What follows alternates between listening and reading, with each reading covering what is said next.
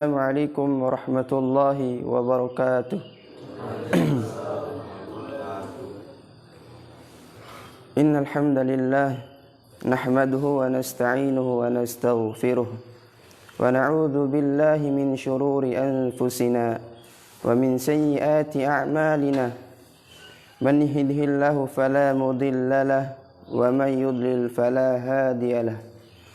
Wa asyhadu an la ilaha illallah wahdahu la syarika lah wa asyhadu anna Muhammadan abduhu wa rasuluh la nabiyya wa rasulahu ba'dah. Faqala ta'ala fi kitabihil karim, a'udzu billahi minasy syaithanir rajim, ya ayyuhalladzina amanu taqullaha haqqa tuqatih wa la tamutunna illa wa antum muslimun. Ya ayyuhan nasu u'budu rabbakumul ladzi khalaqakum min nafsin wahidah wa khalaqa minha zawjaha wa batha minhuma rijalan katsiran wa nisaa'a wattaqullaha alladzi tasaaluna bihi wal arham innallaha kana 'alaikum raqiba. Wa qala aidan, ya ayyuhalladzina amanu taqullaha wa qulu qawlan sadida yuslih lakum a'malakum wa yaghfir lakum dhunubakum wa man yuti'illaha wa rasulahu faqad faza fawzan 'azima. Fa inna asdaqal hadithi kitabullah wa khairul hadi Muhammadin sallallahu alaihi wasallam wa syarrul umuri muhdatsatuha wa kullu muhdatsatin bid'ah wa kullu bid'atin dhalalah wa kullu dhalalatin finnar.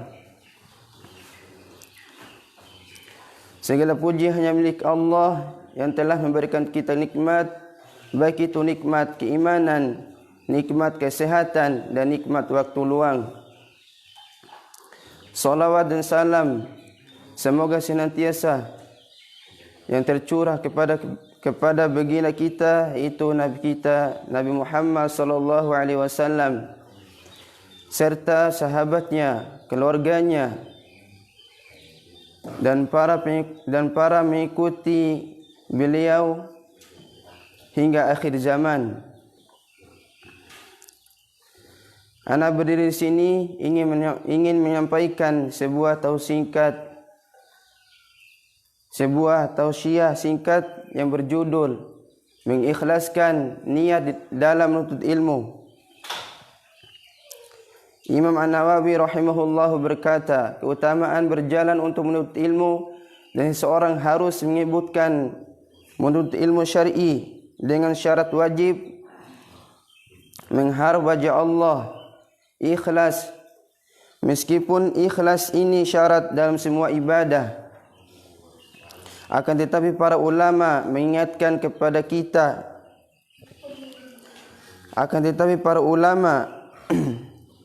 tentang wajibnya ikhlas, karena manusia menganggap remeh dan lalai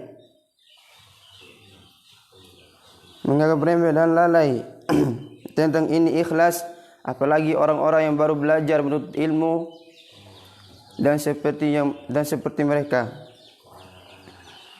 Dalam menuntut ilmu syar'i kita harus ikhlas karena Allah Ta'ala, dan seseorang tidak akan mendapatkan ilmu yang bermanfaat jika ia tidak ikhlas karena Allah. Banyak sekali ayat-ayat di dalam Al-Quran dan hadis-hadis Nabi sallallahu alaihi wasallam yang telah merintahkan kita untuk ikhlas kepadanya. Allah Subhanahu wa taala berfirman di dalam surat Al-Bayyinah ayat 5, "Wa ma umiru illa liya'budullaha mukhlishina lahud-din hunafa'a wa yuqimus salata wa yu'tuz zakah wa dzalika dinul qayyimah," yang artinya padahal mereka tidak disuruh untuk kecuali agar beribadah hanya kepada Allah dengan memberikan ketaatan hanya kepadanya dalam menjalankan agama yang lurus, dan supaya mereka mendirikan solat dan menunaikan zakat, dan demikian itulah agama yang lurus. Wahai teman-temanku sekalian yang dirahmati Allah Subhanahu wa taala, menurut ilmu syariah adalah ibadah yang paling agung dan mulia di sisi Allah Tabaraka wa taala. Karena itu wajib ikhlas dalam menuntut ilmu semata-mata karena Allah. Rasulullah sallallahu alaihi wasallam, "Innamal a'malu binniyat wa innama likulli imri'in ma nawa, faman kanat hijratuhu ila Allah wa rasulih fa hijratuhu ila Allah wa rasulih, wa man kana hijratuhu lidunya yusibuha aw imra'atin yankihuha fa hijratuhu ila ma hajara ilaihi." Rahul Bukhari wa Muslim. Yang artinya, sesungguhnya amalan-amalan itu tergantung niatnya, dan setiap orang hanya akan mendapatkan dari apa yang ia niatkan. Maka barang siapa hijrahnya karena Allah dan Rasulnya, maka hijrahnya itu karena Allah dan Rasulnya. Dan barang siapa yang hijrahnya karena dunia yang hendak dirahinya atau karena wanita yang dinikahinya, maka hijrahnya itu sesuai dengan apa yang ia niatkan. Wahai teman-temanku sekalian yang dirahmati Allah Subhanahu wa taala, menuntut ilmu bukan karena Allah. Menuntut ilmu bukan karena Allah taala termasuk dosa besar, penyebab tercegah dari aroma surga. Dan Allah Ta'ala menyediakan azab yang paling pedih bagi orang yang meniatkannya bukan karena Allah. Rasulullah sallallahu alaihi wasallam bersabda, "Man ta'allama al-ilma mimma yabtagha bihi wajhullah, la yata'allamuhu illa liyusiba bihi 'aradan min ad-dunya, lam yajid 'arafal jannati yaumal qiyamah." Yang artinya, barang siapa yang menuntut ilmu syar'i yang semestinya ia lakukan untuk mencari wajah Allah dengan ikhlas, namun ia tidak melakukan melainkan untuk mencari keuntungan duniawi, maka ia tidak akan mendapatkan haramnya aroma surga pada hari kiamat.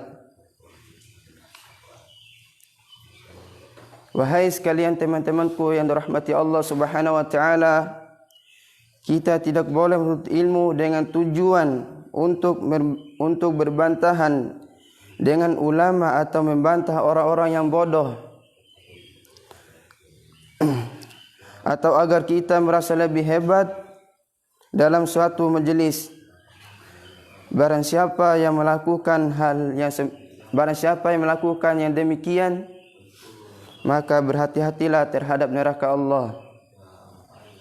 Karena Nabi sallallahu alaihi wasallam bersabda, "La ta'allamul ilma litubahu bihil ulama wala litumaru bihi sufaha wala takhayyaru bihil majalisa faman fa'ala dhalika fannaru an-nar." Yang artinya, janganlah kalian mencari ilmu dengan tujuan untuk berbangga-bangga di hadapan para ulama, membantah orang-orang bodoh, dan janganlah kalian memilih majelis untuk mencari perhatian orang dengannya. Barang siapa yang melakukan hal itu, maka tempatnya di neraka. Sekian dari ana. Subhanakallahumma bihamdika asyhadu an la ilaha illa anta astaghfiruka wa atubu ilaik. Wassalamualaikum warahmatullahi wabarakatuh.